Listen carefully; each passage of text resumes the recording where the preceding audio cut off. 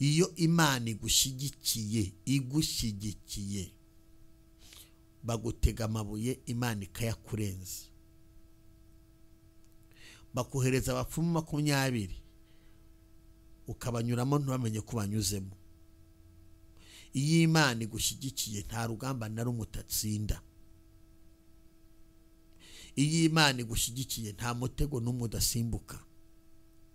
Iyo Imana igushyigikiye nta byago na bike Imana itakuvanamo. Iyo Imana igushyigikiye nta musozi n'umwe Imana itakuvanamo. Ibyago bibe bikeya bibe byinshi Imana ibikuvanamo. Iyo Imana igushyigikiye nta mwaku Imana itagukuraho. Lela erefoy. Iyo Imana igushyigikiye nta kigeragezo na kimwe Imana itahagarika. Iyo Imana igushyigikiye nta karande itirukana ku buzima bwawe. Iyo Imana igushyigikiye nta kagambane itavana mu nzira. Ntibigombera ingabo nyinshi. Uzasoma ijambo ry'Imana. Umuntu Imana ishyigikiye naho yaca mu bikomeye, naho yaca mu bigeragezo bikomeye, iyo Imana imushyigikiye ibigeragezo Imana ijya ibihindura amashimwe. Ntuzigere wishima ku muntu Imana ishyigikiye kuko ntazigera hananuka. Ko bwije nuko bukeye Imana izagenda imuramira. Yibaye inamuretse kubera kumwigisha, imureka kugira ngo irebe uburyo abantu bamupinga, imuremere ubuhamya bw'ahazaza. Hari abantu bajya bishuka baganga bagiye guseka ngo abantu Imana ishyigikiye. Umuntu Imana ishyigikiye hari nubwo Imana ikureka ukamwishoraho ikazaguhondera mu nzira. Nusenga ukamenya ko umuntu uri kurwanya ari kumwe n'Imana, uzamugira inshuti kuko numurwanya ibyo bizagushiraho ntuzamushobora. Umva nkubwire, ndabizi ko iri jambo rirakurikirwa n'abantu benshi. Ndeka nkubwire, umuntu Imana ishyigikiye, nubona ko umuntu Imana imushyigikiye ukaba wamwangaga, ndakugira inama yo kugenda ukamusaba imbabazi kuko uw'Imana ishyigikiye imutunganyiriza ameza mu maso y'abanzi. Imana izamuremera ibyishimo mu maso yawe kandi wowe izaguhombanya.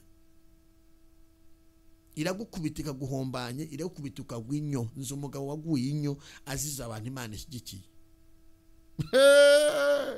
Herode yaguye inyo. Umuntu Imana yavuzeho y'umuroze uhura n'ibibazo bikomeye. Uramuroga akaba ari uhura n'intambara.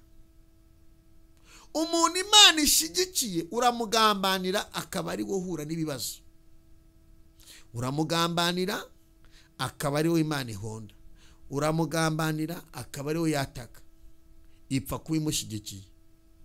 Urara mu marembo y'umucuragura ngo ngaze kubyuka yahinamiranye, akaba ro bigaruka, bikazagaruka n'abana bawe. Iyo umuntu Imana, iyo uri kurwanya umuntu Imana yavuzeho, ubu uri kwitera umwaka utazarangira. Umuntu Imana yavuzeho y'umuhemukiye, ugahemukira abana be cyangwa ugahemukira umuryango we, Imana ikuzaho. Kabona nawe wamutwara inkoko, inkoko ari inkoko yonyine, Imana ikugendaho ikazayikurutsa. Kabona naho wamutwara igi niryo ritoye, Imana rikurikirana. Umuntu Imana ishyigikiye agira gikurikiranwa kitagaragara abantu batabona. Ni umuntu utsinda intambara atavunitse. Ni umuntu utsinda intambara adashakuje. Ni umuntu utsinda intambara nta bantu benshi. Rekosika, hari intambara ugiye gutsinda onkurikiye. Umuntu Imana ishyigikiye utanga ruswa, ugatanga amafaranga, ugatanga miliyoni 1, ukayishira abapfumu, ugatanga iya 2, ukayishira mu bapfumu, ugatanga 3. Ubwo so uzatanga amafaranga azakura amaraso y'umwana w'Imana. Yesu nashimwe. Bene data mudukurikiye, inshuti zacu mwese, abari kure ndetse n'abari hafi, inshuti za Gusenga Rwaba dukurikira ku muyoboro wacu wa YouTube channel, twongeye kubaha ikaze kandi turashimira abantu mwese mugana studio yacu Nice Studio Limited. Tubaha ikaze nange mujye muza mutarame mukore n'indirimbo. Ni byiza cyane kandi biranezeza abahanzi mwese ndetse n'abandi mwese mwifuza n'ibyo amafoto n'ibindi, muhawe ikaze. Turi kumwe na Diodone kubanga bw'ibyuma, ubwo nakare gaciyemo. Uyu munsi nje kukuzana ijambo rivuga ngo ntutinye. Nushaka nimba uri kumwe n'umuntu umubwire ngo ntutinye. ibigutinyisha birahari ariko ntutinye. Impamvu yo gutinya ni iki? Kuki udashobora gutinya? Nuwo wishingikirijeho, nuwo wizeye. Uyu umuntu atinya aba nta maboko afite, ariko umuntu ufite amaboko ntabwo atinya. Hatinya umuntu udafite amaboko, cyangwa se umuntu udafite imbaraga niwe udatinya. Umuntu udafite imbaraga aratinya akiruka agahunga, ariko umuntu ufite amaboko, umuntu ufite imbaraga ntabwo atinya. Nje kukubwira ngo ntutinye. Ni abantu babiri turaza kuganiraho. Turavuga ku bantu, ku muntu utinya n'impamvu yo gutinya n'ibimutera gutinya. Turavuga no ku muntu udatinya, impamvu ituma adatinya ni iyihe? Ni iki gituma umuntu adashobora gutinya kandi ibimuteye ubwoba bihari? Ni ukubera imbaraga afite n'abamushyigikiye bimuhesha kutagira ubwoba bitewe n'umuri inyuma. Yesu aguhe umugisha wo dukurikiye. Amazina yanjye ni Harerimana Werarisi. Ndahamya neza ko turagira umugisha ku Uwiteka, kandi Uwiteka arabana natwe. Nguhaye ikaze ngo muri uyu mwanya, muri iri jambo rikomeye ry'ubuhanuzi, nkuzane igitwe ngo ntutinye. Birashoboka ko hari abantu bari kugukanga, birashoboka ko hari ibiteye ubwoba biri mu buzima bwawe, birashoboka ko hari imbaraga ziguhungabanyije, birashoboka ko hari abantu bakubitse mu ubwoba, ariko reka nkubwire, uwo wizeye nimba ari pirate uratinya uhunge, ariko nimba uwo wizeye ari umunyembaraga ntabwo uratinya. Tugiye kureba impamvu dutera kudatinya mu gihe cy'amakuba. Nuko twizeye afite imbaraga. Mbahaye ikaze mu izina rya Yesu. Muhabwe umugisha n'Uwiteka. Data, mu izina rya Yesu Kristo, uri Imana y'ububasha, uri Imana ikomeye, uri Imana ifite imbaraga, uri Imana ifite ubutware, uri Imana ishobora byose, uri Imana yo kwizerwa, kandi uri Imana yo kwiringirwa.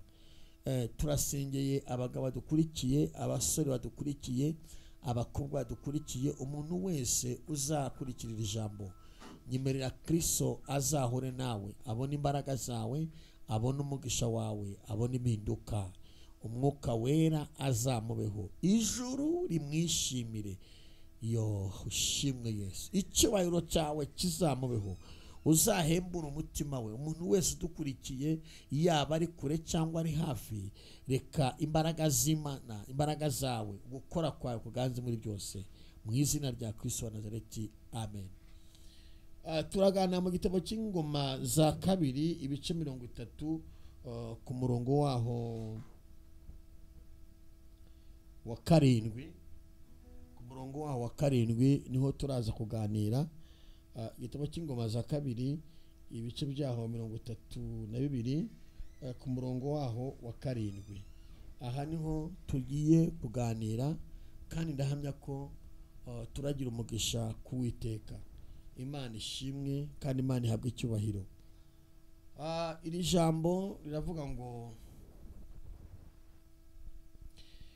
nimukomere mushikame, ntimutinye kandi ntimukurwe umutima n'umwami wa Shuri cyangwa ingabo ze zose ziri kumwe nawe, kuko iyo turi kumwe ikomeye iruta abari kumwe nawe.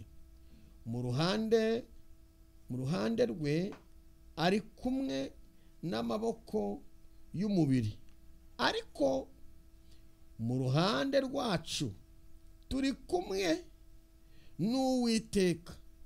Imana yacu niyo idutabara kandi ije kuturwanirira intambara zacu. Nuko abantu bishingikiriza ku magambo ya Hezekiya umwami w'Abayuda. mwakire neza ijambo ry'Imana mu izina rya Yesu. Turi mu bihe bikomeye, umuntu wese Imana yaremye ari mu bihe bitoroshye by'ibigeragezo, mu bihe by'amakuba, mu bihe by'intambara, mu bihe by'ubukene, mu bihe. Iyo tuvuga intambara ntabwo ari intambara z'amasasu nk'izo tugenda twumva mu bihugu bitandukanye, ahubwo turavuga intambara zo mu buryo bw'umwuka, ariko n'iz'umubiri Imana igize idukiza. Tujya tubona abanyarwanda Imana iturwanirira, n'ubutari ubu ngubu bwarakeye cyane ko dufite amakuru y'uko Imana yacu yirirwa ahandi igataha hano. Ubwo rero nta mpamvu yo kugira ubwoba, Imana ishimwe. Aba bantu tugiye kuganiraho, ndagira ngo unyemerere ufate umwanya uze kwizera, kandi ufate umwanya uwuze wumve icyo ijambo rishatse kuvuga muri kano kanya. Buri ijambo rirarema, ijambo buriya rifite imbaraga, ijambo rirakiza, ijambo rirabohora. Uyu ni umwami wa Ashuri na Hezekiya. Bibiliya iravuze ngo nimukomere,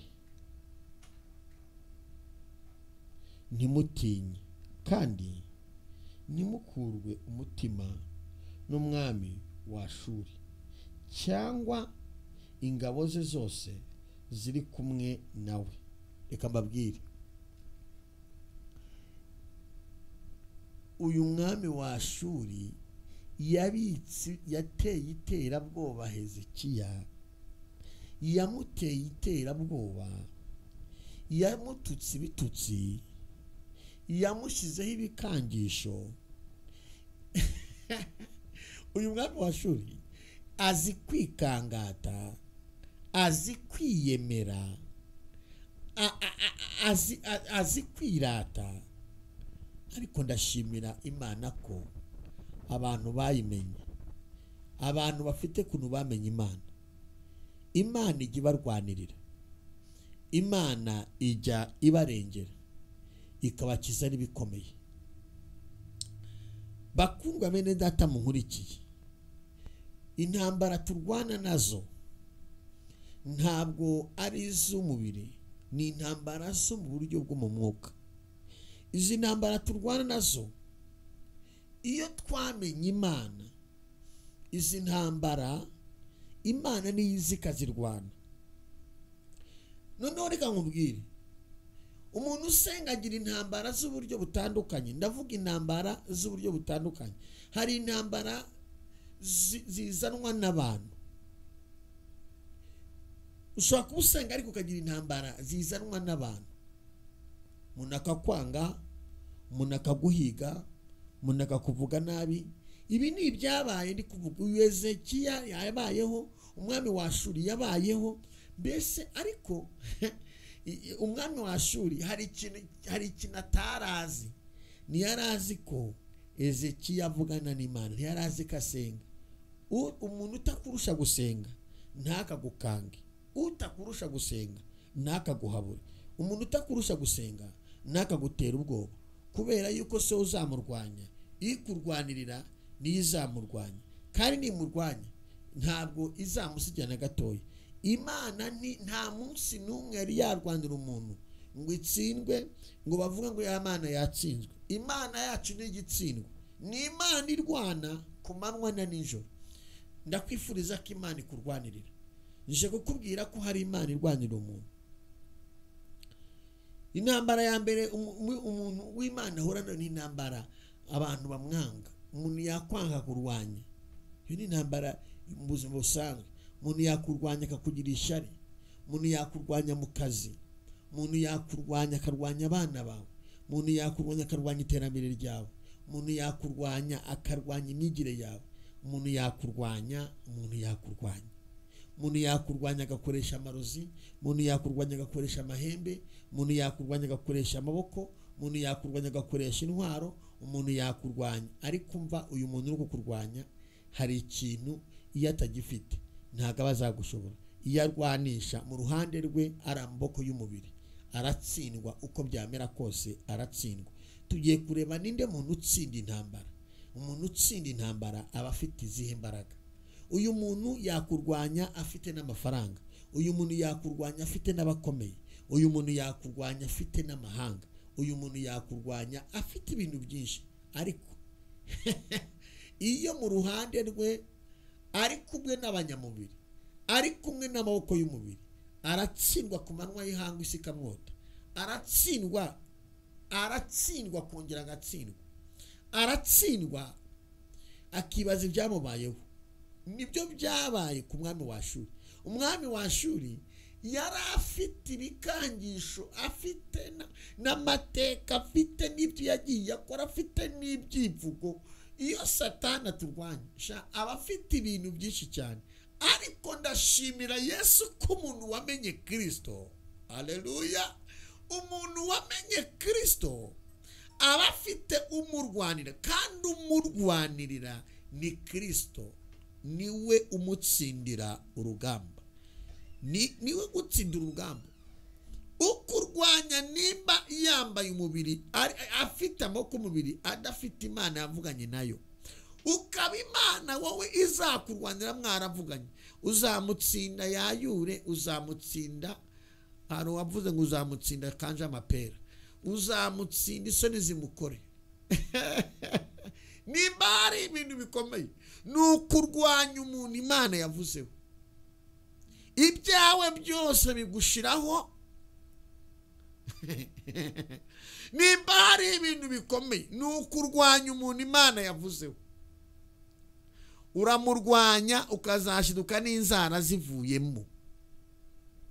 Ntabwo ushobora kurwanya umuntu Imana yavuzeho ngo umutsinde, ntibibaho. Ntabwo warwanya umuntu Imana ishigikiye, ntibikunda. Iyo umurwanyije Imana irakwangiza, ntabwo umenya ibigukubise. Nimba hari umuntu uteza ikibazo mu bandi, ni umuntu Imana yavuzeho. Umuntu Imana yavuzeho iyo umurwanyije uramuzira. Umuntu Imana yavuzeho iyo umuroze uhura n'ibibazo bikomeye. Uramuroga akaba ari uhura n'intambara. Umuntu Imana ishigikiye uramugambanira akaba ari uhura n'ibibazo. Uramugambanira akaba ari Imana ihonda, uramugambanira akaba ari yataka, ipfa kubimushigikiye. Urara mu marembo y'umucuragura ngo ngaze kubyuka yahinamiranye, akaba ari bigaruka, bikazagaruka n'abana bawe.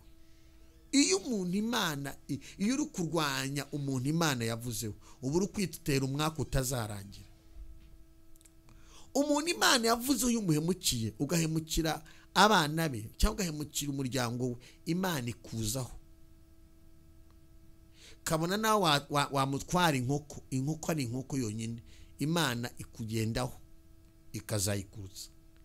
Kabona naho wamutwara igi niryo ritoye, Imana arikurikirana. Umuntu Imana ishigikiye agira gikurikiranwa kitagaragara, abantu batabona. Ni umuntu utsinda intambara atavunitse, ni umuntu utsinda intambara adashakuje, ni umuntu utsinda intambara nta bantu benshi. Rekosika, hari intambara ugiye gutsinda unkurikiye. Umuntu Imana ishigikiye utanga ruswa, ugatanga amafaranga, ugatanga miliyoni 1, ukayishira abapfumu, ugatanga iya 2 ukayishira mu bapfumu, ugatanga 3. Ubwo so uzatanga amafaranga azakura amaraso y'umwana w'Imana? Bobo ayura, ntabwo uzamushobora. Reba ngo nta kiguzi na kimwe cyakuraho amaraso ya Yesu Kristo. Nta kiguzi na kimwe watanga ngo urwanye umuntu Imana iri mu ruhande rwe. Umuntu Imana iri mu ruhande rwe umanika amaboko, Iyo Imana yavuye mu ruhande rwawe kaba kabaye. niyo mpamvu iyo hagize n'abantu batsindwa no mu buzima busanzwe biyambaza amasengesho baravuga ati byarangiye ntiri kumwe natwe. niyo doniwe ku isi ujya ukurikirana amakuru, iyo abantu batsinzwe bakora iki? Bamanika amaboko. Icya kabiri bajya gusenga. Ariko umva rero amasengesho yose bura nagagera mu ijuru. Hari amasengesho atunga abadayimoni, hari amasengesho Imana itumva. Amasengesho umuntu asenga n'ibyaha ntabwo Imana yumva. Ndabizi abantu baranyanga. Wakuyemo inda ngo ugiye gusenga, urasamba ntabwo ugiye gusenga, naho ugeze wihanira. Uri umusinzi ngo ugiye gusenga, uransetsa kwe ngo ugiye gusenga. Umva, hari intambwe zirindwi utera kugira ngo Imana ize mu buzima bwawe, kandi ntabwo nzivugaho muri kano kanya. Ndashaka kuvuga umuntu Imana ishyigikiye, kuko hari umuntu Imana ije kurwanirira. Nta mwanya mfite wo kuza kuvuga intambwe ugomba gutera, nzagaruka nzivuge. Uyu mwanya ndashaka kuvuga umuntu Imana ishyigikiye. Iyo Imana igushyigikiye bagutega amabuye, Imana ikayakurenza. Bakohereza abapfumu 20 ukabanyuramo ntibamenye ko banyuzemo. Iyo Imana igushyigikiye nta rugamba na rumwe utatsinda. Iyo Imana igushyigikiye nta mutego n'umwe udasimbuka. Iyo Imana igushyigikiye nta byago na bike Imana itakuvanamo. Iyo Imana igushyigikiye nta musozi n'umwe Imana itakuvanamo. Ibyago bibe bikeya bibe byinshi Imana ibikuvanamo. Iyo Imana igushyigikiye nta mwaku Imana itagukuraho. Lela erefo. Iyo Imana igushyigikiye nta kigeragezo na kimwe Imana itahagarika. Iyo Imana igushyigikiye nta karande itirukana ku buzima bwawe. Iyo Imana igushyigikiye nta kagambane itavana mu nzira. Ntibigombera ingabo nyinshi. Uzasoma ijambo ry'Imana. Dawidi yashwiragije abantu, ashwiragiza ingabo zirapfa izina buriya atamukata igihanga. Abagore bararirimba, batera indirimbo bararirimba. Sawuli agira ishyari Dawidi. Reka umuntu Imana ishyigikiye. Dawidi akataguye abantu ibihanga. Abantu bakajya bagira ngo ni batayo, kandi ari Dawidi wenyine. Wagize ngo ni imbaraga za Dawidi, ni imbaraga zari mushyigikiye. Akira gushyigikirwa n'Imana mu izina rya Yesu. Iyo Imana igushyigikiye uca ahantu bakavuga ngo yari ari kumwe nayo. Umva nkubwire, umuntu Imana ishyigikiye, Imana imukoresha ibikomeye. Umuntu Imana ishyigikiye, Imana imukiza umwaku ku mugaragaro. Umuntu Imana ishyigikiye, naho yaca mu bikomeye, naho yaca mu bigeragezo bikomeye, iyo Imana imushyigikiye, ibigeragezo Imana ijya ibihindura amashimwe. Ntuzigere wishima ku muntu Imana ishyigikiye, kuko ntazigera hananuka. Ko bwije nuko bukeye Imana izagenda imuramira. Yibaye inamuretse kubera kumwigisha, imureka kugira ngo irebe uburyo abantu bamupinga, imuremere ubuhamya bw'ahazaza. Hari abantu bajya bishuka baga ngo bagiye guseka ngo abantu Imana ishyigikiye. Umuntu Imana ishyigikiye hari n'ubwo Imana ikureka ukamwishoraho ikazaguhondera mu nzira. Nusenga ukamenya ko umuntu uri kurwanya ari kumwe n'Imana, uzamugira inshuti, kuko numurwanya ibyo bizagushiraho ntuzamushobora. Umva nkubwire, ndabizi ko iri jambo rirakurikirwa n'abantu benshi. Ndeka nkubwire, umuntu Imana ishyigikiye, nubona ko umuntu Imana imushyigikiye ukaba wamwangaga, ndakugira inama yo kugenda ukamusaba imbabazi, kuko uw'Imana ishyigikiye imutunganyiriza ameza mu maso y'abanzi. Imana izamuremera ibyishimo mu maso yawe, kandi wowe izaguhombanya. Iragukubita ikaguhombanya, iragukubita ukagwa inyo. Nzi umugabo waguye inyo aziza abantu Imana ishyigikiye. Herode yaguye inyo. Uzasome ibyakozwe n'umwa guhera ku bice 12, umanuke ukomeze usome, uzagera ahantu ujye ku bice 12, 13 usome ku bice bya 13, uzahasanga hari aho Imana yamukubise agwinyo. Umuntu Imana ishyigikiye, uzasome amateka ya Dawidi yapfuye kumushyigikira, byarangiye imukuye mu ishyamba imutunganyiriza ameza mu maso y'abanzi be. Uzasoma amateka ya Esiteri, Imana imushyigikiye. Vashiti yagiye gukora ubucakara, Esiteri yinjira ibwami. Kubera iki? Esiteri yarashyigikiwe n'Imana, Vashiti ntabwo Imana yari imushyigikiye. Ayiwe. Uzasoma amateka ya Danyeli, abamugambaniye ntabwo bari bashyigikiwe n'Imana, ariko Danyeli yari ashyigikiwe n'Imana. Byarangiye Danyeli asimbutse urupfu, abamugambaniye rurabahitana. Ntabwo iyo urwanyije umuntu Imana ishyigikiye, byanga byakunda urapfa. N'ingaruka zababwira imivumo 7 itava ku bantu, abantu bizanira batayizi. Iyo mivumo yose ishingiye mu kurwanya umuntu Imana ikunda. Imana igupangira imivumo 7 iyo umurwanyije. Wowe uratinyuka ngo ugiye kurara inyuma y'urugo rw'umuntu Imana ishyigikiye, umuntu uri gukundwa n'Imana, ngo ugiye kurara, ngo utongera, ngo ugiye gutwara imisatsi, ngo ugiye gutwara imyenda, ni impamo uzapfa umuzize. Umuntu Imana ishyigikiye imutunganyiriza ameza, ntimureka. Uzasoma inkuru za Yosefu, abavandimwe be bamugurishije, bakamugurisha ibiceri, barabanza amujugunya mu rwobo, bamugurisha ibiceri, aca mu bikomeye. Kuba turi guca mu bikomeye, kuba umuntu Imana ishyigikiye yaca mu bikomeye, ntibivuze ko Imana yamuretse. Kuko umuntu wese uzakomera ariga, nta muntu wese ukomera atize. Uburyo bwose Imana iratwigisha. Iyo Imana igushyigikiye igucisha mu bikomeye, ariko ntupfa. Kabwira umuntu wese uguca mu bikomeye, nimba uri kuvugana n'Imana, ukaba umuvugana n'Imana, ndagira ngo nkumenyeshe ko Imana izakwiyereka. Mama izakwiyereka, papa izakwiyereka. Bagucunaguze ubukode, bagucunaguze ko nta kazi ugira, uburare, Imana izakwiyereka.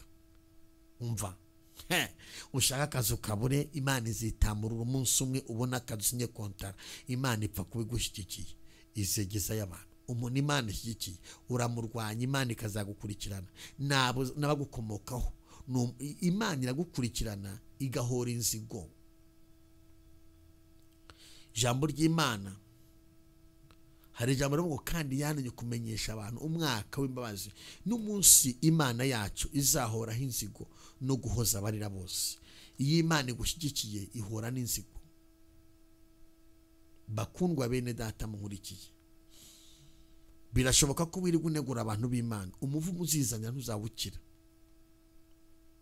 Birashoboka ko wirirwa urwanya abantu b'Imana, ntabwo umuvumo uzawukira. Cyo kwa niba urwanya ababipirata, nta kibazo rwose, nta n'igicurano uzagira.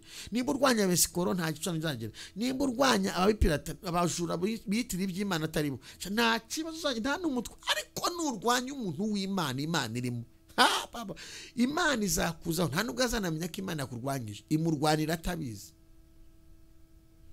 Kuko Danyeli ntabwo yarazi ko urwarwo bararuvamo, ntabwo Imana yamubwiye ngo araza kuruvamo. Lekos eremo, ntabwo yarazi ko bamugambaniye bakamuteranya n'umwami. Ntabwo yarazi ko urwo bamujugunye muri mw'intare araruvamo. Ariko imurwanirira yari yamaze gupanga uburyo aravamo. Saduraka na Meshaki na Abedenego ntibari bazi yuko barava mu itanura ry'umuriro, kuko babaza kumenya ntabwo baba barashizeho ngo ibasha kudukiza, ariko nawe itadukiza ntidushobora. Ntabwo bari gushyiraho ngo ariko, ntabwo bari bazi ko irabavanamo, ariko kuko yari ibashyigikiye. Haleluya! Kuko yari ibashyigikiye. Barawucanye barawenyegeza. Imana irapanga iravuga ngo uyu munsi ngiye kwiyereka abana b'abantu, ngiye kwiyereka n'abatananze, ngiye kwiyereka n'umwami amenye. Umwami ntiyarazi ishusho y'umwana w'Imana, ntiyarayizi, ariko Imana igikora igitangaza, n'abaducukura urwo bakabona ko hariho Imana. Hari umuririmbyi yaririmbye ngo muririmbire Uwiteka indirimbo nshya, kuko aje gukora ibitangaza mu gihugu cyacu. Yo, Imana ishimwe. Reka mabwire umuntu Imana ishyigikiye, Imana igishyigikira umuntu, Imana ishyigikira itorero, Imana ishyigikira igihugu, Imana ishyigikira kampani Imana ishyikira umuryango Imana igishyikira Imana ijya igishyikira. Ndararikira abantu kwandika muri benshi, mwandike comment, mwandike muvuga ngo mwami turifuza ko dushyigikirwa nawe. Abantu badushyigikira bakaza kutureka, ariko turifuza ko udushyigikira. Umuntu wese ukeneye inkunga y'Imana akimushyigikira yandike muri comment, ajye kuri comment ya Gusenga rwa wandike umwe mwami ndifuza ko gushyigikirwa nawe. Nzaza hano rwose nicare ndambye asome message dusengera abantu live.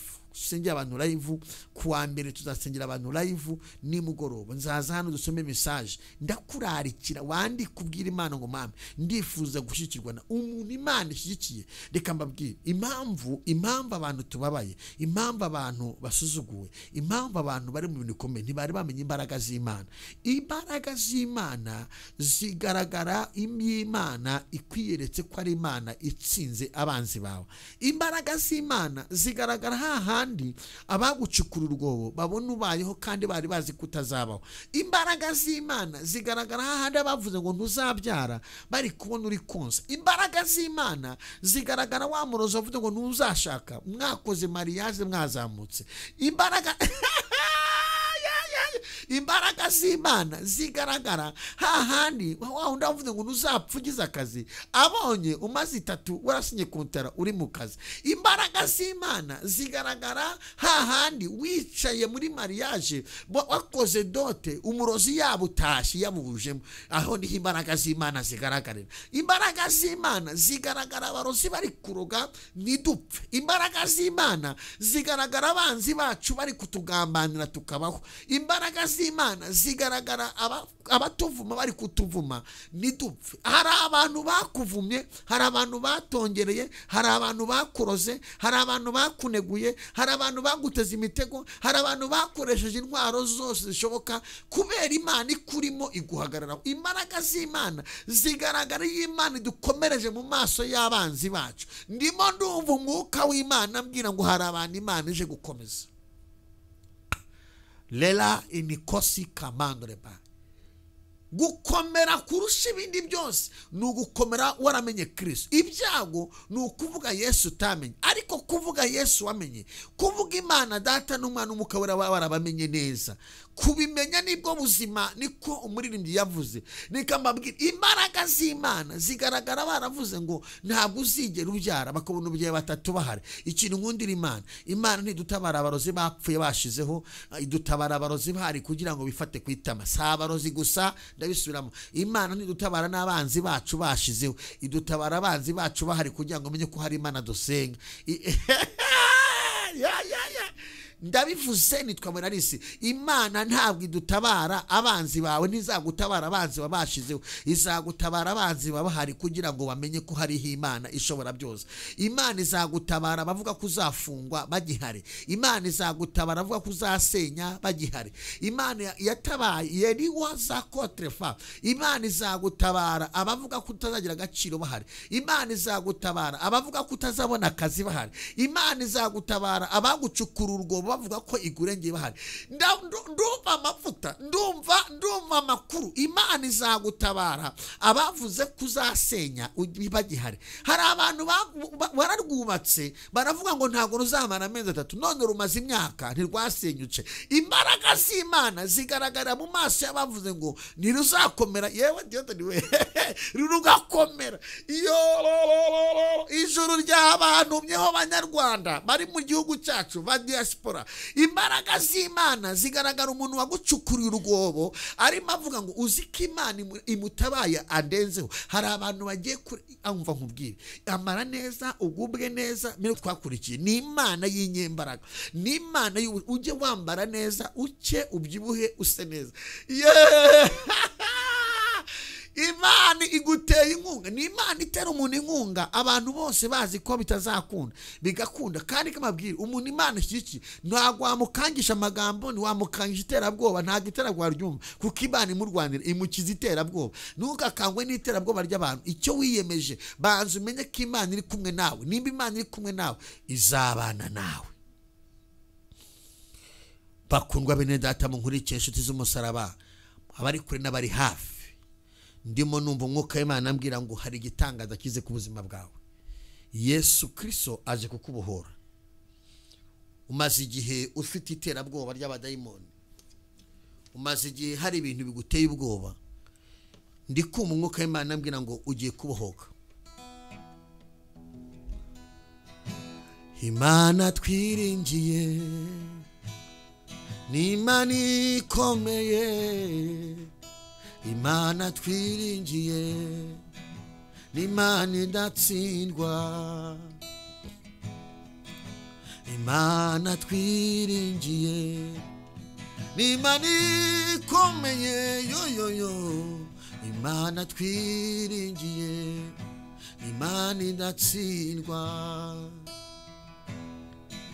Ntawayiringiye imutererane, ntawayiringiye imuteze rubanda, ntawayiringiye imurenze umusozi, no mu rwobo hose Imana igigerayo, naho batujugunye Imana igigerayo, no mu makuba menshi Imana igigerayo, rubanda baduhanze amaso Imana igihagera, ikadukiza amenyo y'abagome, ikaduhindurira amateka. Ntawayiringiye yakorwe n'isoni, ntawayiringiye imurenze umusozi. Mama, Imana wiringiye izagukomeza abarozi bahari. Papa, Imana wiringiye izagukomeza bahari. Wigira ubwoba uko Imana wiringiye, nta uzayiguteranyaho kuko niyabasha kuhagera. Ntabwo igirya ruswa ngo bazayisanga hiri, ngo bayisiye ruswa ya miliyoni kuko nibayibona. Ntabwo igirya ruswa ngo bazayisanga hituye, ngo bayishire miliyoni 10 kugira ngo baguhitane.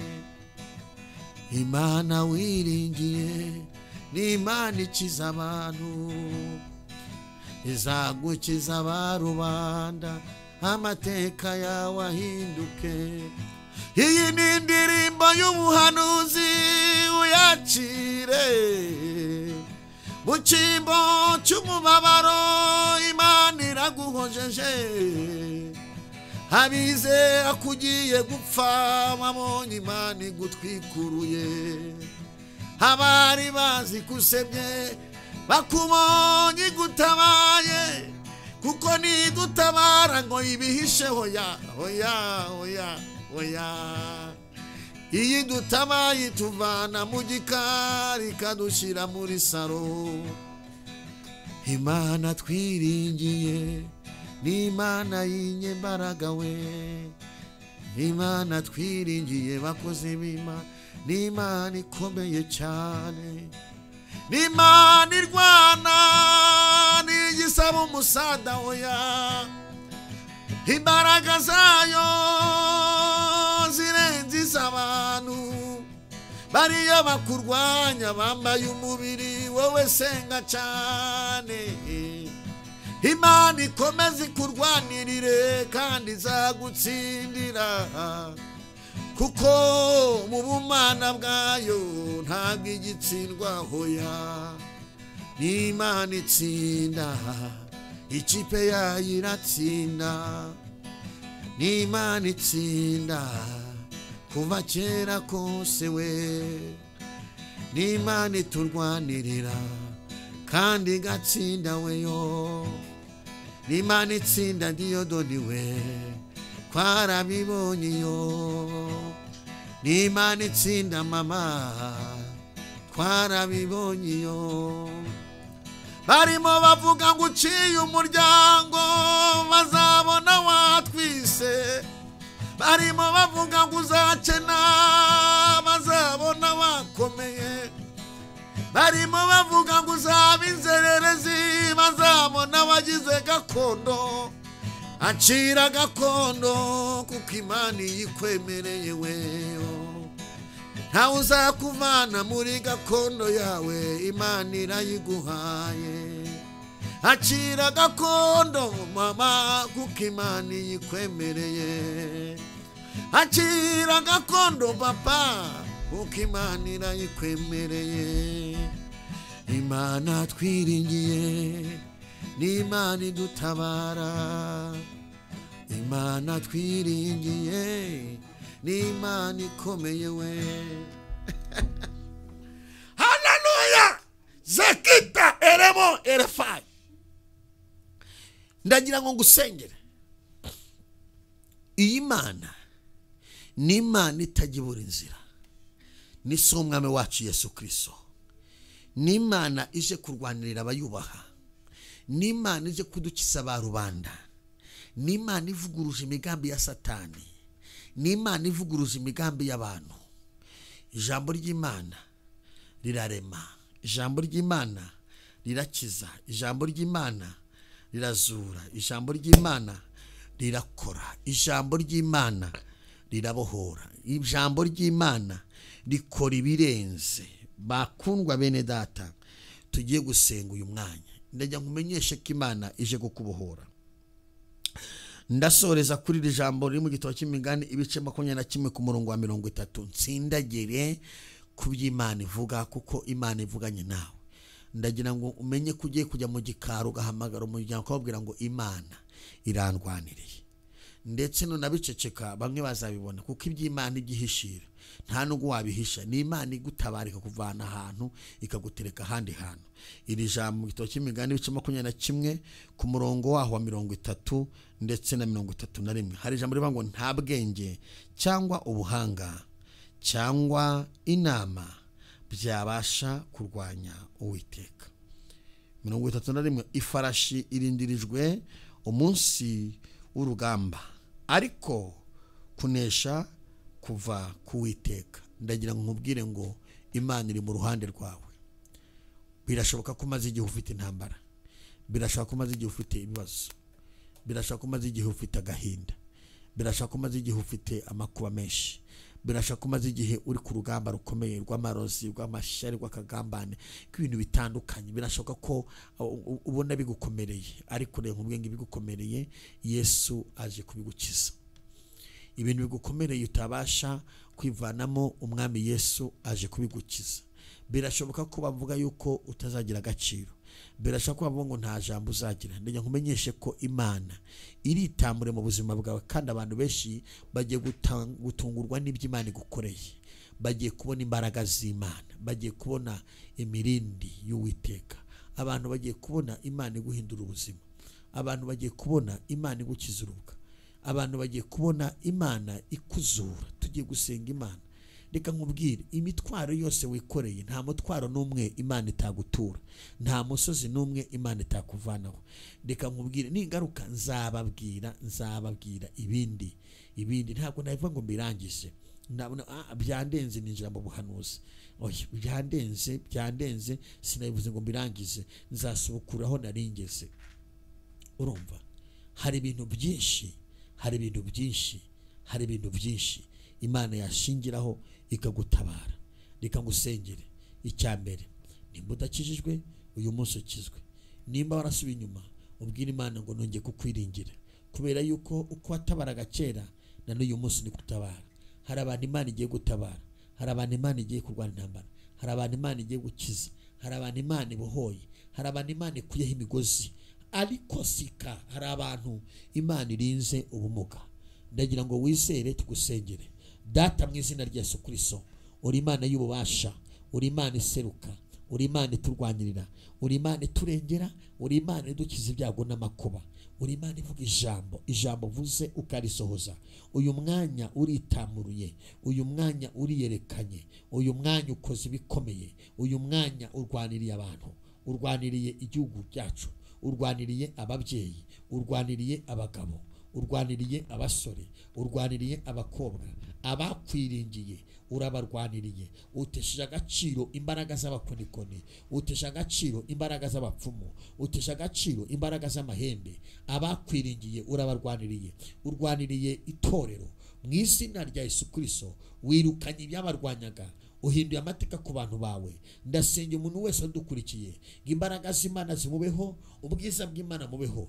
Mwami, kukwiringira ntibikoze isoni. Mwami, ngushimiye ko ukoze ibikomeye kano kanya. Ndasengera umuntu wese udukurikiye ndetse n'umuntu uzumvira ijambo, ahure nawe, ahure n'imbaraga zawe. Urakoze Mwami kubikoze, mu izina rya Kristo wa Nazareti, amen. Imana ibahe umugisha mu izina rya Yesu Kristo, amen. Ijambo